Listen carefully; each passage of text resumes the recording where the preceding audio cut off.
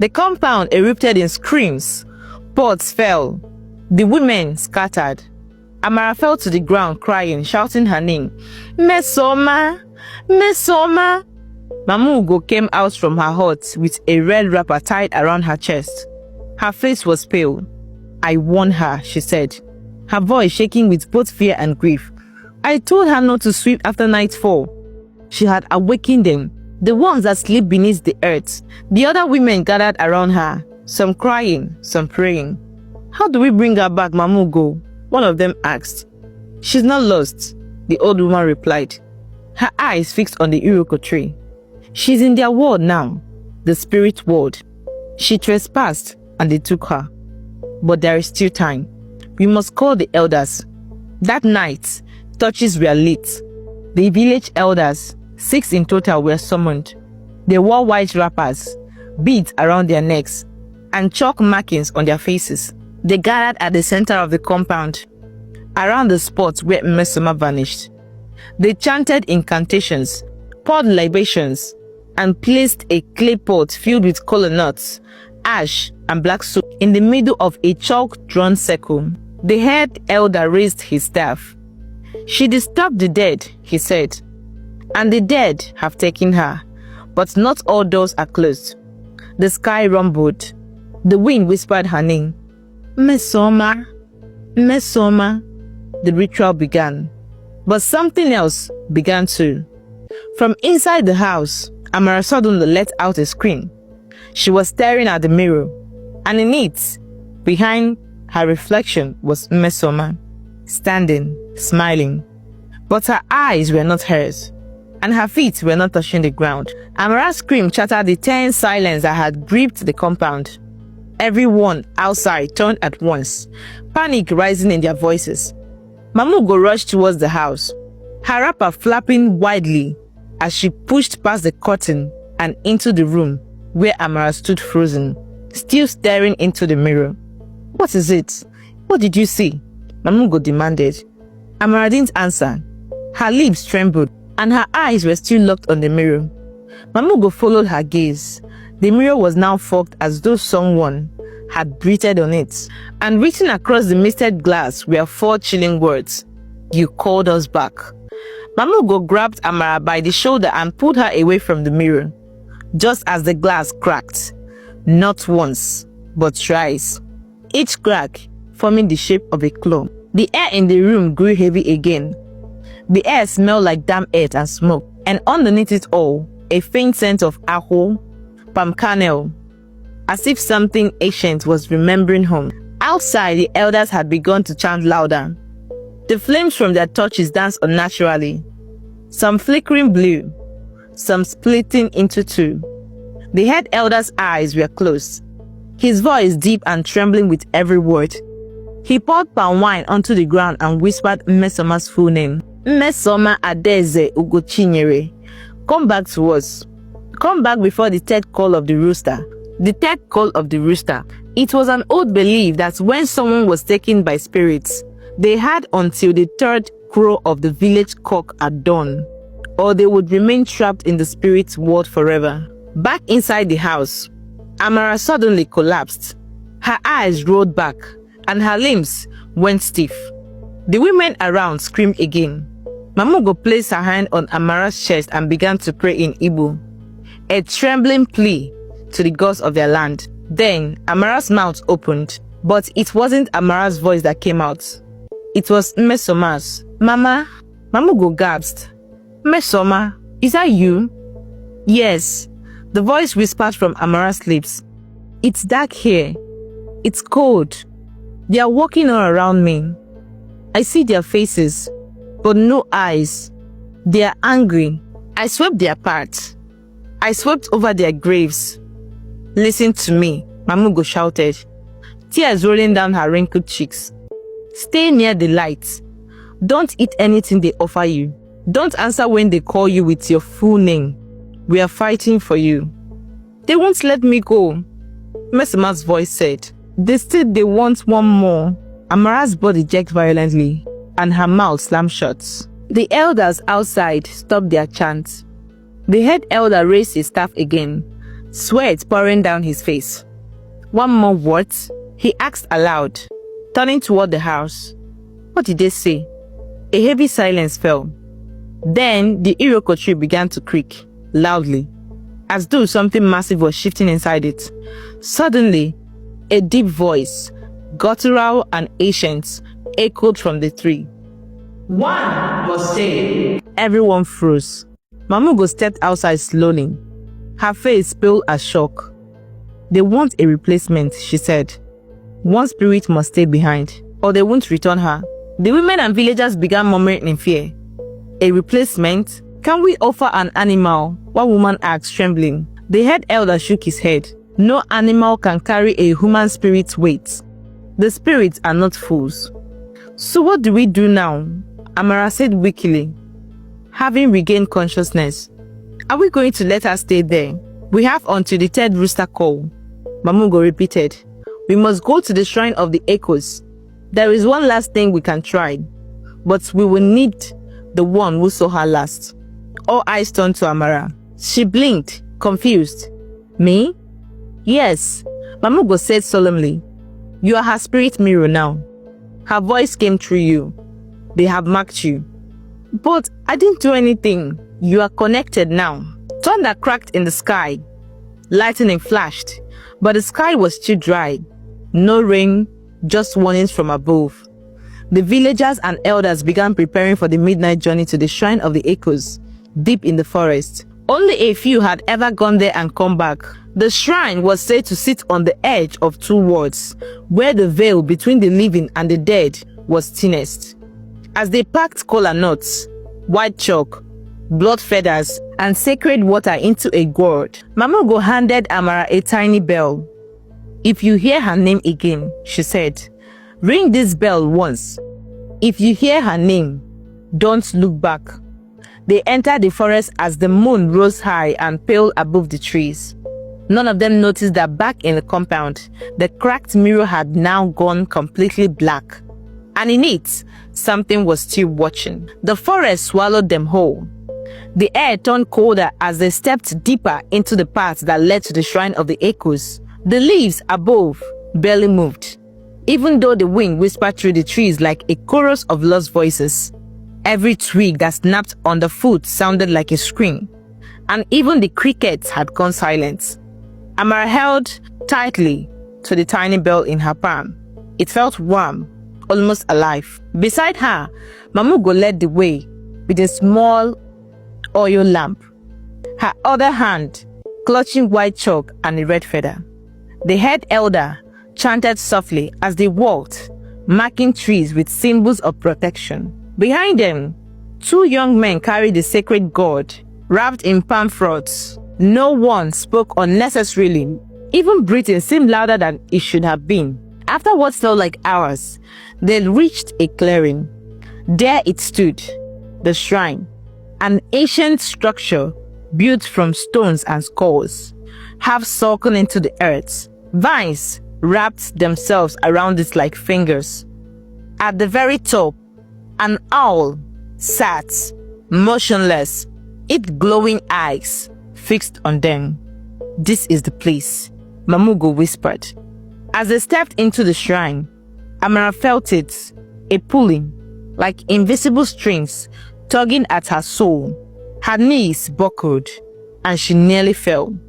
"She's close," the head elder said, eyes closed. "Messoma is near." The owl above let a blood-calling screech and flew into the forest.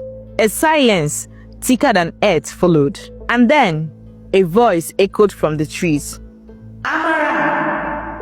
Amara! Come and see!" Amara froze. It was Messoma's voice, but Mamugo's warning echoed in her mind. "If you hear her name, don't look back." Tears filled her eyes. Her body trembled. The voice sounded so real, so close.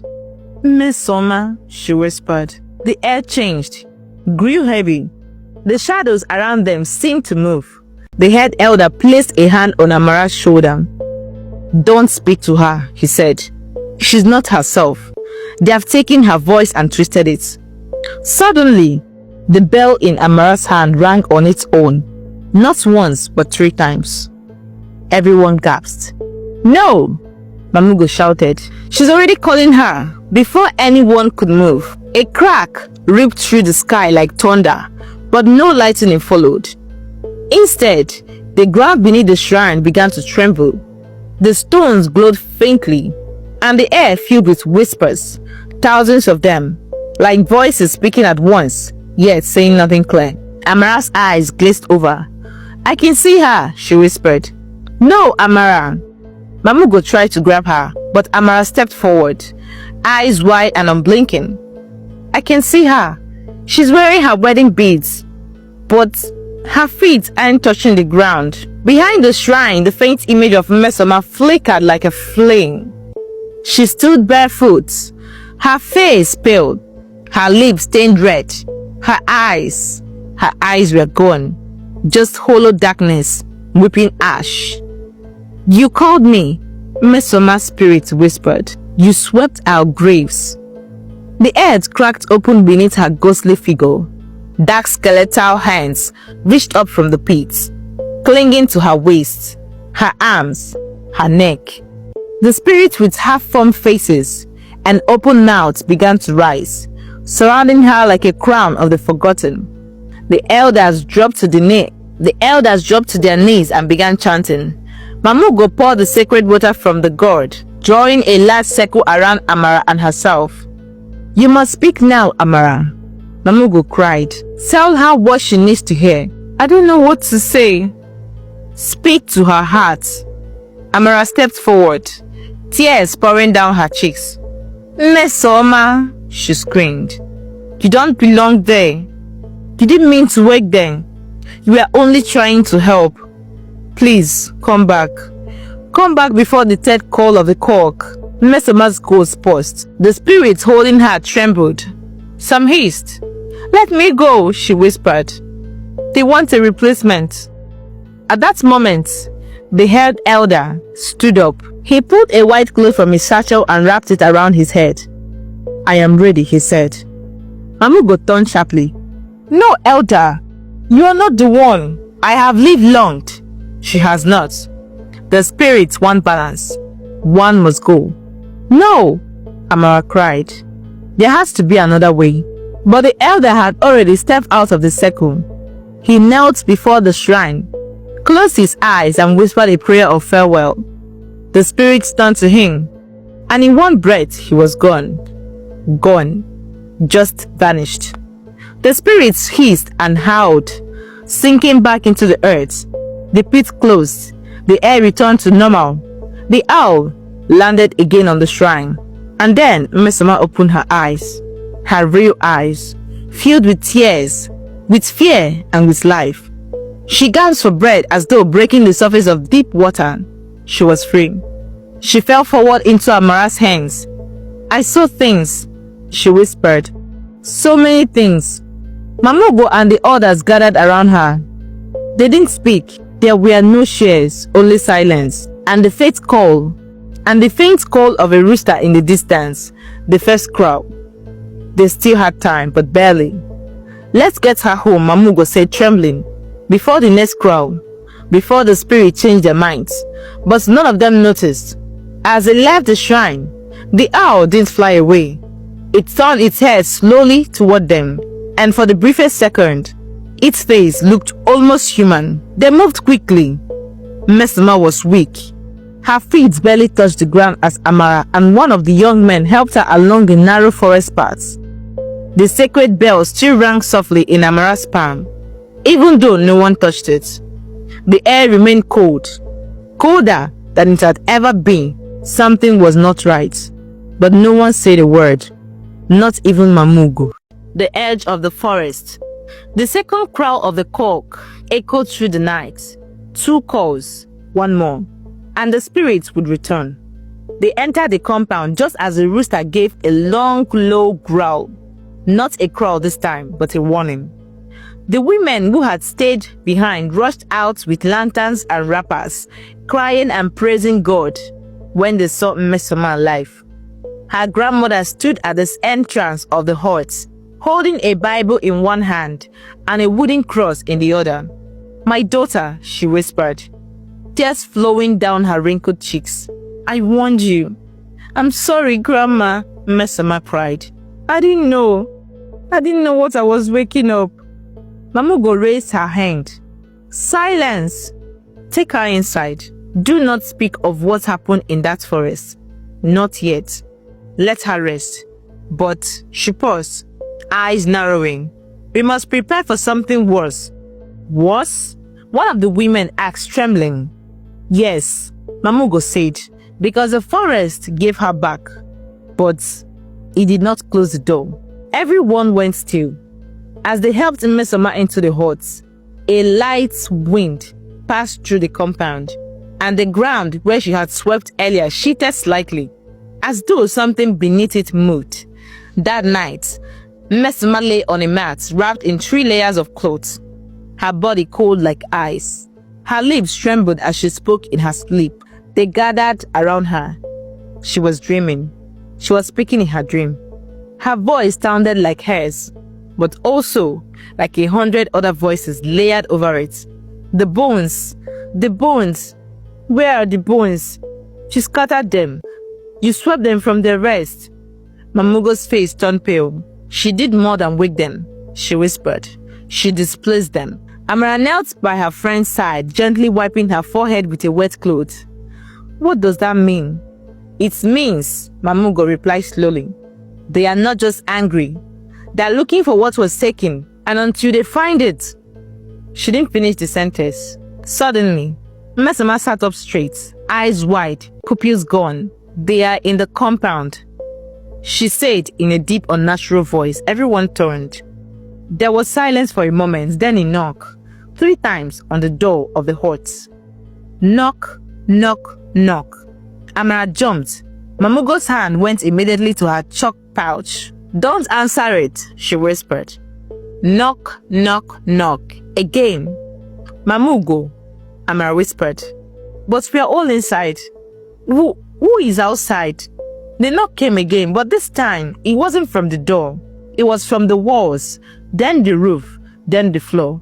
Messa screamed and clutched her head. They are looking. I swept them. I broke the resting place." The lamp flickered, then went out. Darkness. Total darkness. The room fell into chaos. People shouted. Someone fainted. A child began crying outside. Messa's voice rose again, loud and clear in the blackness. "I didn't mean to sweep their bones. I didn't know. Please forgive me." And then a voice answered from the darkness. "But you knew. You were warned." And just then, the third crow echoed across the sky. Darkness swallowed the compound. The third crow echoed like a distant thunder, and with it came a wind so cold that even the flames in the nearby cooking hut died instantly. The trees rustled, but not with the sound of leaves. No, it was the sound of footsteps, many, unearthly, unseen. Inside the hut, everyone huddled together, their mouths moving in silent prayers. Messa sat still in the center, her eyes glowing faintly. She wasn't crying anymore. She wasn't breathing. "Mamugo," Amara whispered, her teeth chattering. "She's not blinking. She's not here." Mamugo replied, tears in her voice. "They have taken her spirit again." "No!" Amara grabbed her hand. "You said the forest gave her back." "I said it gave her back," Mamugo said, rising to her feet slowly. "But the door was left open, and the dead have no patience when their bones are scattered." Suddenly, Messa's mouth opened wide, and a sound came out, a long, piercing wail. It wasn't hers. It was ancient, filled with sorrow, rage, and betrayal. The walls of the hut shook, and the roof creaked like it would collapse. Women screamed and began to run out, only to find the door would not open. They were trapped.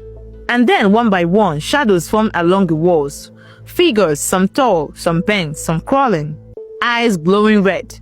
They whispered as they circled Messa. "The broom swept away our names. The doors scattered our bones. She must stay and serve. She must stay forever. No, Amara shouted, grabbing her friend. She didn't mean to. It was a mistake. But the spirits didn't listen. They began closing in on Mesoma, hands stretched out, long, crooked fingers ready to pull her back into the dark world. And then, Mamugo raised her hands and shouted, Elders of the soil, spirits of our land, forgive her. She grabbed the small bell and rang it with all her strength. It cracked, and a burst of blinding white light filled the hut. The spirits let out a loud shriek and disappeared through the walls like smoke. The wind stopped. The shaking ended. Silence returned, and Mesoma fell flat on the ground. Amara rushed to her, shaking her gently. Mesoma! Mesoma! She stirred. Slowly, she opened her eyes. They were normal again. I'm here, she whispered. I'm alive. Mamugo sat beside her, exhausted, the broken bell in her lap. Yes, my daughter, but we are almost lost forever. What did I do? Mesoma cried. Why me? You swept the bones of the forgotten, Mamugo said. You woke the spirits of those who were buried without honor. Long ago, during the war, the village buried many souls in secret under this compound. Women, children, their bodies never laid to rest with peace. That's why we never sweep after nightfall. Mesoma looked around, shivering. Will they come back? Mamugo looked into the distance, where the third crow still echoed faintly. They won't come back, as long as no one makes the same mistake again. The villagers gathered early that morning. The elders came, poured libations, offered sacrifices, and marked the boundaries of the compounds with protective chalk. They sang songs for the forgotten dead, and for the first time in decades, the spirits were honored and sent peacefully into the afterlife. Mesoma stayed in the village until her wedding, which was moved to another location. She never swept at night again. No one ever did. And as the years passed, every child in the village grew up with one rule carved deep into their memory. No matter how dirty the compound is, never ever sweep after dark, because the broom might stir more than just dust. Thank you for watching, guys. I hope you enjoyed the story. If so, please like the video, comment what you have learned from the tale, and don't forget to subscribe to the channel for more enchanting tales just like this one. See you on the next one. Thank you and God bless. Bye.